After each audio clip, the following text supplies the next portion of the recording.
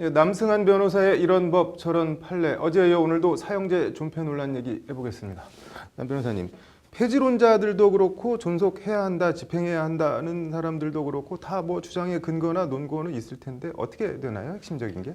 사형을 존치해야 된다, 집행해야 된다라는 분들은 네. 지금같이 흉악범죄가 증가하는 것은 사형을 집행하지 않아서 그렇다. 네. 그래서 사형제도라고 하는 가장 무서운 형벌을 가해야 범죄가 억지된다. 이 부분이 가장 큰 논거고요. 네. 두 번째로는 이런 큰 죄를 범한 사람들의 피해자가 있지 않느냐. 네. 그 피해자들의 마음을 좀 다스려주고 이분들을 위로하려면 이 사람들을 벌해야 되는데 이 사람들 뻔히 살아 돌아다니게 하면 그것처럼 곤란하고 정의 실현되지 않는 것이 없지 않느냐. 이런 정도인 것 같습니다. 네. 폐지론자들은 그럼 뭐 어떤 논건가요? 폐지론자들의 논거는 그렇습니다.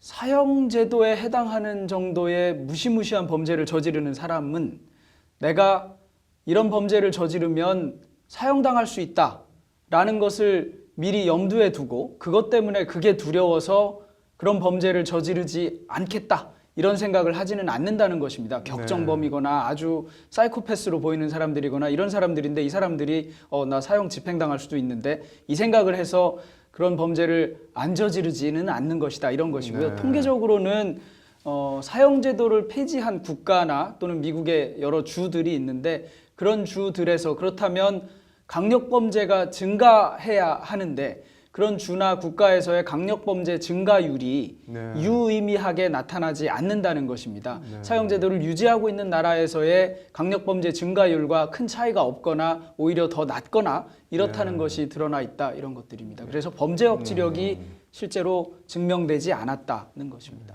뭐 이렇게 법감정으로 정의 실현 차원에서야 모르겠지만 일단 범죄 예방 효과 측면에서는 크게 뭐 상관관계가 없다는 말씀이네요. 네, 그렇게 통계적으로는 나타나고 있습니다. 이게 지금 사형제 폐지 관련해서 우리나라에서 헌법소원이나 뭐 이런 게 제기된 적이 한 번도 없나요, 그런데?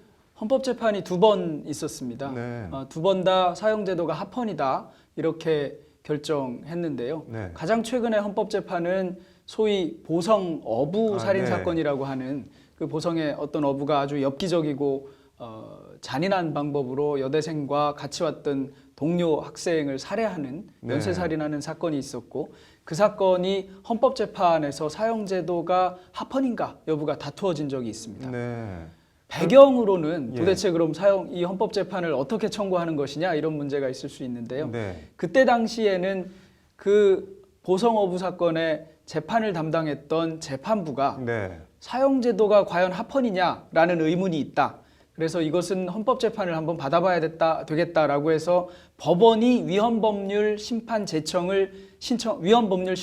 제청했습니다. 네. 그래서 헌법재판소가 위헌법률 심판 사건으로 다룬 경우입니다. 결론이 어떻게 났나요? 결론은 합헌으로 났습니다. 우리나라 헌법재판소에서 위헌을 선고하거나 아니면 이번에 탄핵과 같은 경우처럼 특정한 사건의 경우에는 재판관 6명의 찬성이 있어야 됩니다. 네. 그때 그러면은 뭐 이게 위헌이 아니다라는 뭐 근거나 이런 결정문 요지가 대략적으로 어떻게 되나요? 사형제도는 우리 헌법에 어느 한 조문에 사형이라고 하는 것이 언급이 되어 있습니다. 그래서 네. 그런 헌법에서도 이미 좀 존재하고 있다 이런 논리가 있었고요. 그 다음에 국민의 기본권도 제한이 가능한데 아직 우리나라 국민의 법감정 또는 우리나라 법제도상으로는 사형제도를 집행하는 것에 대한 법감정이 충분히 완화되지 않았다. 네. 그리고 기본권도 기본적으로는 제한할 수 있다. 이런 논리들이 있었습니다. 뭐 국제적으로는 추세가 어떻게 되고 있나요? 국제적으로는 대부분의 선진국들은 사형제도를 폐지하고 있습니다. 네. 대표적으로는 유럽연합인데요. 유럽연합에 가입되어 있는 유럽 국가들은 전부 사형을 폐지했습니다. 네. 유럽연합은 가입 조건으로 사형제도를 폐지할 것을 요구하고 있습니다. 네. 뭐 흔히 잘 아는 프랑스의 경우에도 예전에 뭐 아주 특이한 방법으로 사형을 집행하는 네. 기구를 발명했던 나라인데 네. 그 나라의 경우에도 사형제도를 폐지했습니다. 네. 선진국 중에 사형제도가 남아있고 집행을 하고 있는 곳은 미국 그리고 일본 정도이고요. 그리고 우리가 잘 아는 중국은 뭐 수시로 사형을 집행하고 있습니다. 네. 미국 같은 경우도 폐지된 주가 꽤 있지 않나요? 네, 미국의 경우에는 사형 집행 방법이 꽤 다양한데 주사살 또는 네. 뭐 여러 가지가 있는데요. 여러 개 주에서 사형제도를 폐지하고 있습니다. 네. 뭐 어쨌든 이런저런 여론조사를 보면은 대부분 이렇게 사형제도를 유지해야 한다, 그리고 실제로 집행을 해야 한다, 이런 여론이 우세한 것 같은데 이거는 그럼 어떻게 봐야 될까요? 일단 어떤 우리나라의 민주주의를 요즘 대의민주주의라고 네. 하는데요. 대의민주주의에서 조심해야 될 부분은 직접민주주의제 함정입니다. 네. 여론조사의 경우에는 네. 그 여론조사가 이루어지는 시기가 대체로는 어떤 흉악범죄 같은 것이 발생했을 때인 네. 경우가 많습니다. 그리고 국민법감정이라는 것은 쉽게 사형제도 같은 것을 폐지하는 것에 동의하지 않습니다. 그러니까 네.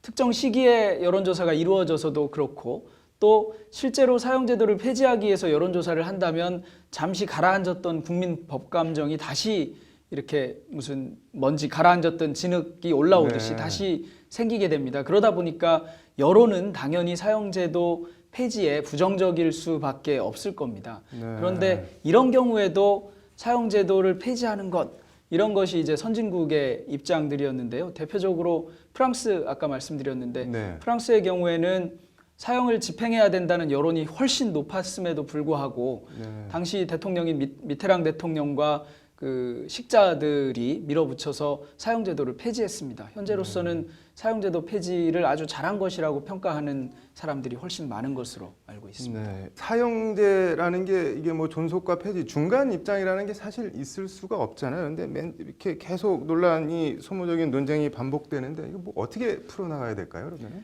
사형제도가 저는 개인적으로 폐지되어야 한다는 입장인데요. 네. 폐지와 관련돼서 가능한 방법은 크게 두 가지가 있습니다. 네. 하나는 국회에서 법을 만드는 것이고요. 또 하나는 지금 거듭 이루어지고 있는 헌법재판소에서 네. 이 법이 위헌이다 이렇게 판단하는 것입니다. 국회에는 벌써 이번에 또 올라가면 세 번째 계속해서 네. 사형제도 폐지 법안이 올라가는데요. 국회의원의 과반수 이상이 서명하고 발의하고 있음에도 불구하고 소관 상임위원회를 통과를 못하고 네. 폐기되어 왔습니다. 헌법재판소의 경우에는 그간 뭐 헌법재판소 구성 또는 뭐 법감정 등으로 인해서 위헌 결정을 선고하지 못했는데요. 네. 현재 헌법재판소 인적 구성이나 헌법재판관에 임명될 때 당시에 그 인터뷰 내용 등에 비추어 보면 현재로서는 사형제도를 폐지해야 한다는 재판관의 수가 조금 더 많은 것으로 보이고요. 혹 네.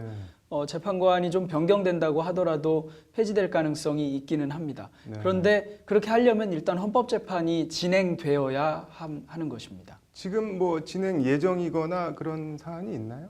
현재 헌법재판이 진행되고 있는 것은 없습니다. 네. 헌법재판을 받으려면 어떻게 해야 되느냐 네. 이런 것이 있는데요. 헌법재판 받으려면 지난번에 그 마지막 보성어부 살인 사건처럼 법원이 이 제도가 문제가 있다라고 얘기해서 헌법재판소로 위헌법률 심판을 받게 네. 하는 거 하나가 있고요. 그다음에 사형제도가 집행될 수도 있는 피고인이 법원에다가 나 아무래도 이 법은 위헌인 것 같다. 그러니까 위헌법률 심판 제청을 해주시오라고 청구하는 방법이 있습니다. 법원이 네. 받아들여서 헌법재판소로 넘기거나 기각하거나 이렇게 되는데요. 법원이 기각한 경우에 그 피고인은 헌법재판소에다가 헌법소원이라는 것을 할 수 있습니다. 네. 그러니까 헌법재판소는 위헌법률 심판을 할 수도 있고 헌법소원이라는 것을 네. 할 수도 있습니다. 그 이런저런 논란 중에서도 여전히 그 여론조사를 하면은 뭐 이렇게 존속을 해야 된다라는 게 높은 거는 제가 보기에는 저 사람이 내 식구를 저렇게 뭐 참혹한 방법으로 죽였는데 저런 사람이 살아있는 게 나한테는 그 자체가 고통 아니냐, 이제 그런 측면이 많이 있을 것 같은데, 그럼 만약에 폐지를 한다고 하면은 그런 사람들의 억울함이나 이런 거는 뭐 어떻게 할 수가 있을까요? 현재 사형제도를 폐지하고 그 대안으로 모색하고 있는 것이 네. 종신형입니다. 네. 절대적 종신형, 뭐 상대적 종신형 여러 가지 논란이 있고 폐지론자들 사이에도 절대적 종신형은 안 된다. 전혀 감형하지 않고 그냥 죽을 때까지 있는 겁니다. 또는 뭐 상대적 종신형으로 족하다. 그리고 일단 절대적 종신형을 해본 다음에 점차 그 더 완화되는 방법으로 해보자. 이런 논란들이 있기는 합니다. 네. 피해자들의 감정을 어떻게 치유해줘야 할 것인가 하는 문제가 있는데요. 네. 이 부분은 좀 한번 엄밀하게 한번 생각해 볼 필요가 있습니다. 과연 내가 피해자들의 억울한 감정 때문에 저 사형수 내지는 그 흉악범의 집행을 주장하고 있는 것인지, 아니면 내가 그냥 혼자 느끼는 분개심 때문에 이러는 것인지를 좀 생각해 봐야 되고요. 네.